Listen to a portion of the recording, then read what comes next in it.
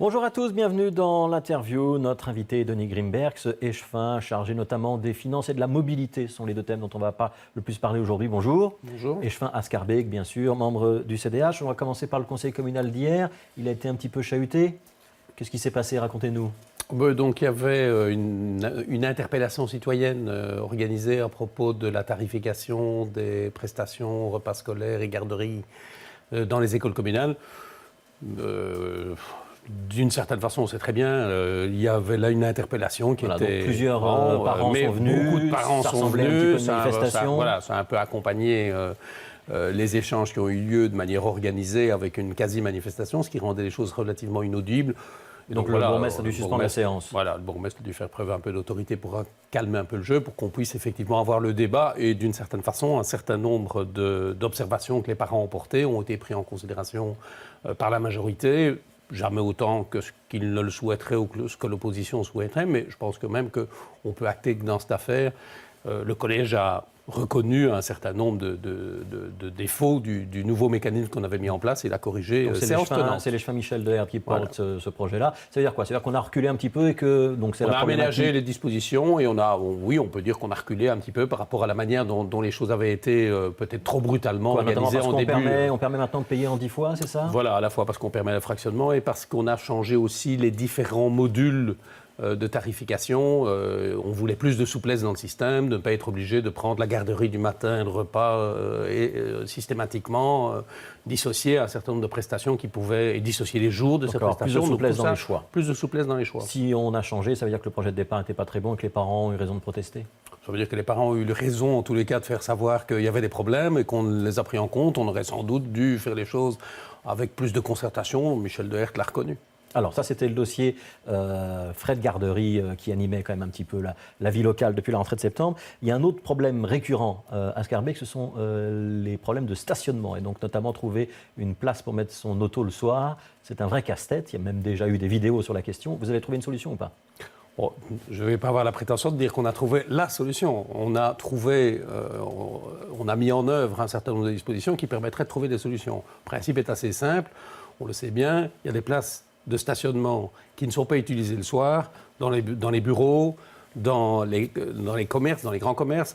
Et donc, on a là des espaces qui sont inutilisés. Et nous pensons qu'il faut les mobiliser au bénéfice des riverains pour trouver une solution à ce problème du stationnement en soirée. Alors, hier soir, vous avez présenté au conseil communal un accord avec une société privée. C'est la société Bipark. Comment ça va se passer? C'est une société qui va mettre à disposition des places de parking pour les Schaerbécois? Nous mettons les places de parking de l'administration communale, des écoles communales, du CPS à disposition de la société concessionnaire Bipark qui les mettra à la disposition des riverains. Donc on a pris la décision de confier à un concessionnaire, après appel d'offres, le soin d'opérer ce matching. Parce que ce n'est pas si simple, il ne suffisait pas de dire les parkings doivent être ouverts jour et nuit à qui veut. Il faut organiser la sécurité, il faut organiser la disponibilité des places lorsqu'on en a besoin pour l'activité principale de commerce, de bureau. C'est-à-dire que le riverain peut mettre sa voiture le soir, mais il doit partir le lendemain matin. Évidemment. Ouais. Donc, effectivement, il faut pour ça identifier qui c'est, etc. Et ça va être payant. Ça, c'est le rôle de Bipark. Ce sera payant pour le riverain. Ce sera payant pour les riverains. On a déjà une idée des tarifs? On a une idée de tarifs, mais le but n'est pas de gagner de l'argent. Le but est de faire...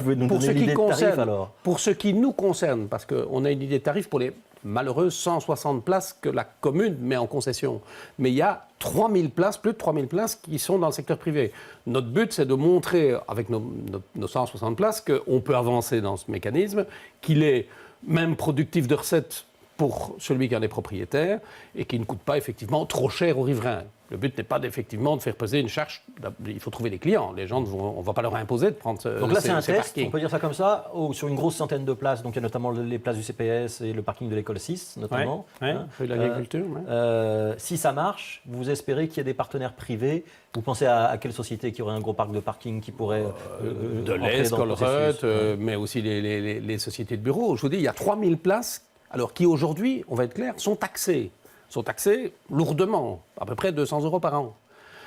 Nous leur disons qu'on est prêt à réduire cette taxe à 50 €, donc 75% de réduction, s'ils mettent les parkings à disposition des riverains. Et pour ça, nous ne disons pas qu'il faut passer par Bipark, ils s'organisent comme ils veulent. Nous leur donnons l'information sur la concession que nous avons passée, on leur donnerait d'ailleurs l'information sur les autres offres que nous avons reçues, parce qu'il y a d'autres sociétés qui sont susceptibles de rendre ce service, on ne va pas organiser un monopole. On peut d'ailleurs envisager dans un certain nombre de cas pour des plus petits parkings que la société trouve elle-même des accords avec des voisins. Ils doivent nous faire parvenir un protocole d'accord avec une société tierce ou avec des riverains, expliquer comment ils mettent les places à disposition. Et le collège approuvera ces protocoles d'accord et réduira la taxe en conséquence. On organise une réunion avec tous les contribuables qui sont soumis à cette taxe au début du mois d'octobre pour leur expliquer le système, et on leur a déjà écrit en attirant leur attention sur le fait qu'ils peuvent bénéficier de cette réduction. Alors ça, c'est une initiative de la commune, donc de la ville de Schaerbeek. Est-ce que c'est compatible avec le plan de stationnement régional? Oui, je pense que là, il n'y a pas de problème. Le plan, on a beaucoup parlé du plan. Et est-ce qu'on peut dire que ça peut être une expérience pilote et qu'on pourrait l'étendre à d'autres, à vos voisins? Je pense que, pour ce que je sais, un certain nombre de sociétés qui y pensaient déjà, des grandes enseignes comme Deleuze disent aujourd'hui, compte tenu de la situation, on va commencer plutôt par Schaerbeek qu'ailleurs, parce qu'à Schaerbeek, on est méchamment taxé si on ne fait rien.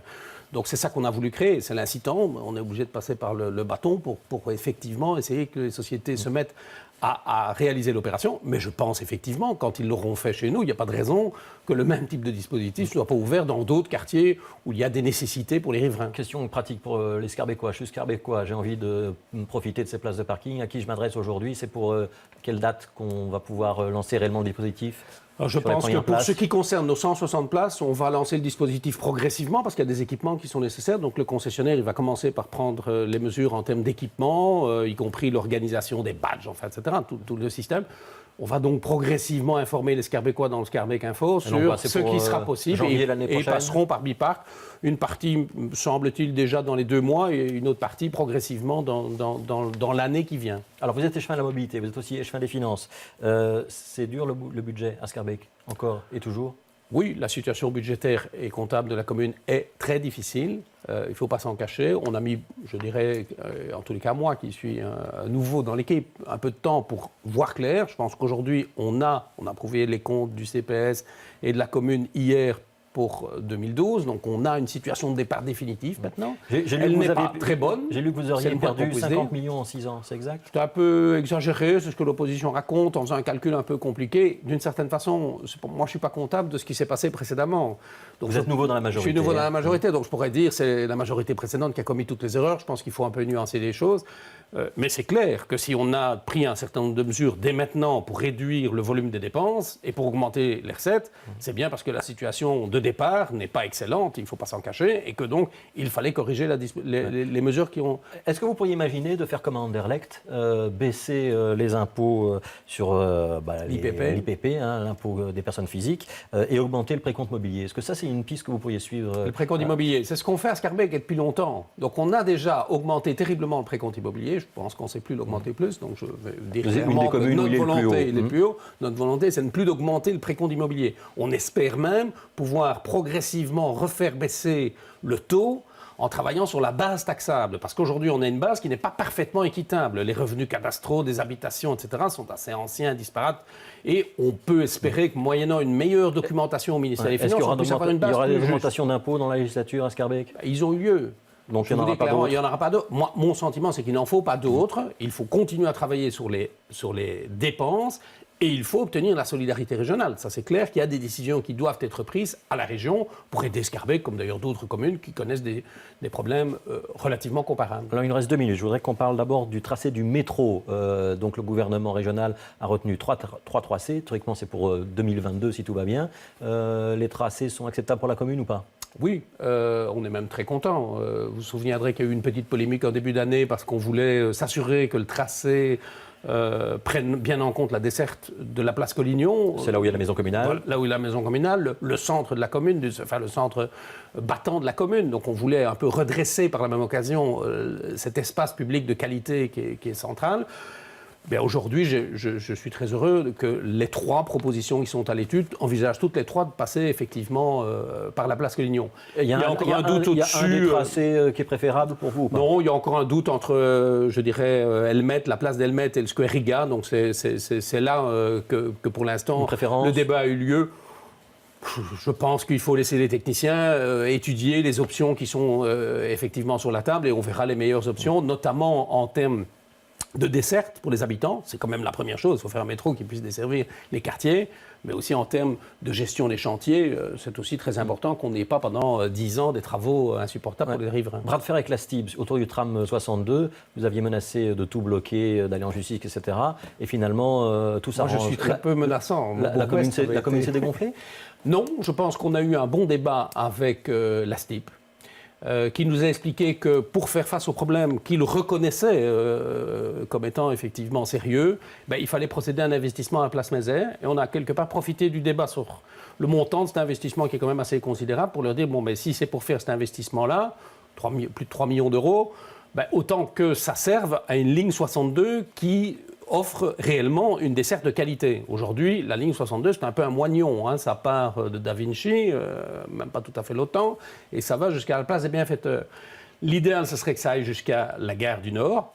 Ça demande un certain nombre de travaux que la STIB s'engage à étudier et à réaliser dans les meilleurs délais. Et en attendant, elle a accepté d'avoir une exploitation meilleure de la ligne 62 en reprenant le trajet du 94. Donc on va avoir une grande ligne qui sera une ligne intéressante en termes de liaison des quartiers. Et qui fera moins de bruit pour les riverains. Et qui fera par ailleurs moins de bruit pour les riverains. Parce que ce ne sera pas les mêmes trams qui circuleront. Et sans doute que ce sera moins de trams 2000, en particulier si ce tram est rempli, puisque effectivement l'important c'est d'avoir un tram dans lequel il y a des utilisateurs, et s'il y a beaucoup d'utilisateurs, la STIB devra mettre des trams plus modernes. Merci Denis Grimberg d'avoir été l'invité de l'interview. Tout de suite, c'est la météo. Patrick Vermeer.